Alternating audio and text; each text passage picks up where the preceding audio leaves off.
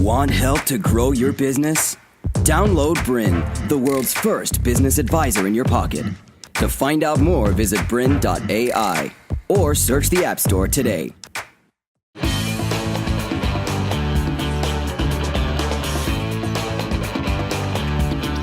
My special guest today is International Business Advisor Anthony Moss. And our topic for this interview is how to expand your business into international markets. Anthony, thanks for joining us.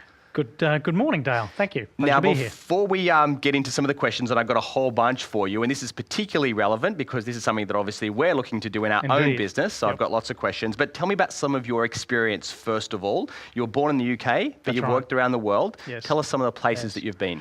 Pretty much all over the world, I guess, really, but worked in the UK and Europe, set up a business in the US and ran that for 10 years too, and have been in international trade, I guess, in all of my 25-year career in business. So I've been pretty much most places. I guess there's a few I haven't, but certainly quite a lot. And all over the United States as well. We've got a lot of viewers from there. US, Canada, okay. Mexico too. Fantastic. So why should even a small business think about expanding their business into international markets? Dale, I'm particularly passionate about international trade and for SMEs getting into international trade, not least because there are plenty of studies that show those businesses that are willing to expose themselves into international markets tend to grow faster, make more money, and have greater longevity. So there's some pretty positive reasons why you should expand into international markets, I think. Any other reasons that we should be aware of? Obviously, there's access to volume and stuff. I mean, wherever you are in the world, you know, you've only got your local population, whereas in reality, there are 7 billion people in the world that you can access. That's a big population. Absolutely. Even America, with over 330 million, compared to 7 billion, is still just a relatively small market from a global perspective. Absolutely. Yeah, fantastic. Certainly. All right. Now, at what stage should a business be at in order to actually start, pursuing this? What about if you're in the startup mode? Is it possible? Where do you need to be? I guess where you need to be is at that stage where your business is able to apply the right resources and build the right skills to be able to access those markets. So it kind of needs to fit in with your overall growth strategy. So if you're a business that needs that extra volume of access to that larger market, and you've had the time to build the business to a point where you've got the right resources, whether that's finance, skills, and time, that's the time to look at international markets. All right, and what's exciting now is in the past you may have had to have 5 or 10 years experience behind you, but there are now companies that are launching and they're actually not even selling domestically in their own market. They're launching perhaps through the internet into other markets because they don't actually need to have necessarily people on the ground. That may be required, but in many cases it's no longer required. That's the reality. The world is a small place these days. Time, travel, the internet, technology has really removed all those national borders. So business is global today. Okay. Now, I'm thinking most people would think about asking the question, well, where do I expand? And that's kind of the first thing that people say, where should I go? Have you got any hot tips about a great market? But I'm guessing that's really not the best place to start by just looking at locations. What should be the first thing that you think about as a business owner before you actually start pursuing this? Well, I think thinking about a market that is perhaps a small international market is quite a useful thing to do if you're looking to kind of expand. So, for example, in Australia, New Zealand is next door to us, and I recommend to a lot of businesses that they target the New Zealand market first when they're looking at international markets, because you have all the challenges of international trade, time, currency, different regulations, all of those issues. But it's a relatively small market that we can kind of manage quite well. And if you were in America, what would be the... And if you were America, I guess... Mexico, Canada? Indeed. Again, markets where you can learn from your experience before then launching into much larger markets. So you normally suggest don't kind of go to a really big market. You're saying something that's maybe sort of close by for sort of travel, but also something where you can make a few mistakes and no one's going to know. We need to kind of learn, don't we? Really, in that's everything right. we need to do. We have to develop our skill set and stuff. So yes, that's certainly true. But I think the step before that is, again, looking at those markets where your value proposition of the business, of what you offer, whether it's a service or product, are distinctive enough that they'll be well received by that particular market. That's the most important stage. And then the offset of how difficult is it to enter that market? And if you're in the UK, obviously you're born there, so where would be a likely place to expand if you're in the UK? Well, easy places are Scandinavian markets are a really great market for UK-based organisations, certainly anywhere in Europe, but certainly Scandinavian markets are particularly receptive to UK products. So you've got to look at those markets where your value proposition, your product, your service will be well received. All right, now I want to talk about getting the mindset right. We're going to talk a lot about the strategy and the tactics and also making sure that your product is distinctive enough. We'll talk about having local partners and a whole bunch of different things, regulations and red tape.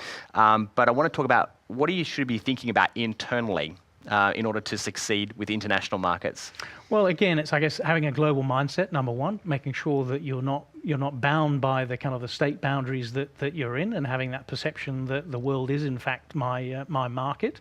The second is to be able to have that mind share, to be able to say, yes, I'm prepared to allocate my time, my team's time into building international markets, and that commitment to realize that you can actually learn so much from exposing your product into international markets that can actually then help you in your domestic market too. Okay.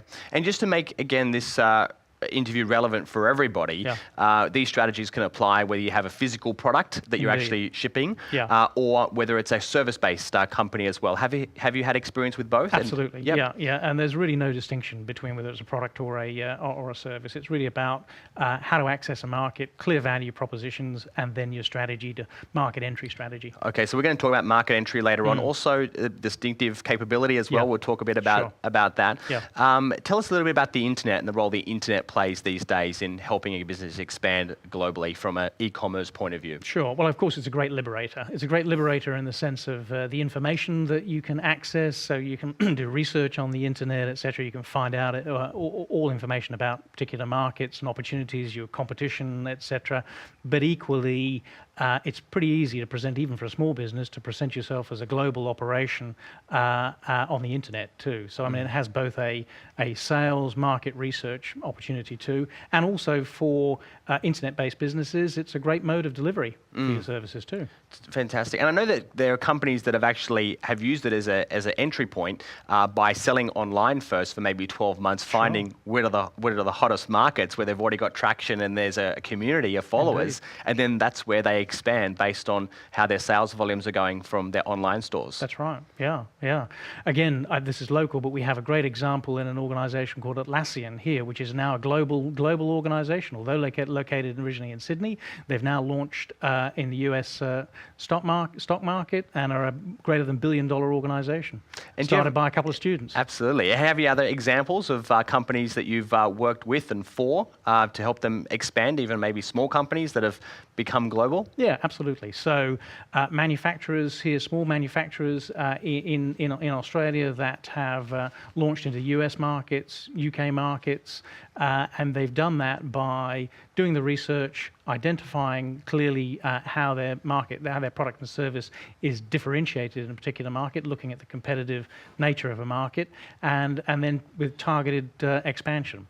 And we can go through the market entry strategies of how we can kind of work them through the various levels of market entry strategy. And the other thing as well, we'll talk more about this later on with the strategy, you've got to decide what parts of your business you maybe want to expand. You might expand just your manufacturing, or maybe your manufacturing stays local and you're going to just have a marketing team on the ground. That's right. Or you might have different combinations of those things as well. So there are many ways to skin a cat, as they say. Yeah, there are. And again, that comes down to the resources that you have available and the time and the funding that you've got available to put into that. So what I find is over time, small businesses expand organically as they can through their own resources, and then as their market penetration starts to increase, they look at additional funding and different structures and different market entry strategies. All right, fantastic. Well, we're going to take a short break, and when we get back, we're going to talk about a whole bunch of things from a strategy point of view, more specifically about how to do your market research, how to build your distinctive capability. We'll talk about your market entry strategy and also how to deal with competitors in local markets as well. So all that coming up after this short break. Welcome back to part 2 of our interview. We're talking with Anthony Moss, and our topic is how to expand your business into international markets. Let's quickly talk about, lay out the preparation steps. Like, what do you've got to do to get kind of started, and then we're going to go through these in a lot more detail. So if we've now made the decision, this is what we're going to do, what's our plan of attack? Sure. So we've, like any exercise in business, we've got to build a plan, and that's essential that we develop an export plan. And the elements of that really are, in terms of the markets that we're going to approach, what our value propositions are in that market, what our market entry strategy is, and how we're going to fund that entry, and also then, of course, the timeline that we're going to take to grow those markets. Step one, I guess, is really determining which markets we should approach. And I've mentioned earlier in the previous section about choose a market initially that's relatively small compared to our domestic market, etc. So we can learn all the skills, but not expose ourselves too much. And then from that learning, we can then develop that strategy and to approach much larger. To continue enjoying this presentation, download BRiN, the world's first business advisor in your pocket. To find out more, visit BRiN.ai or search the App Store today.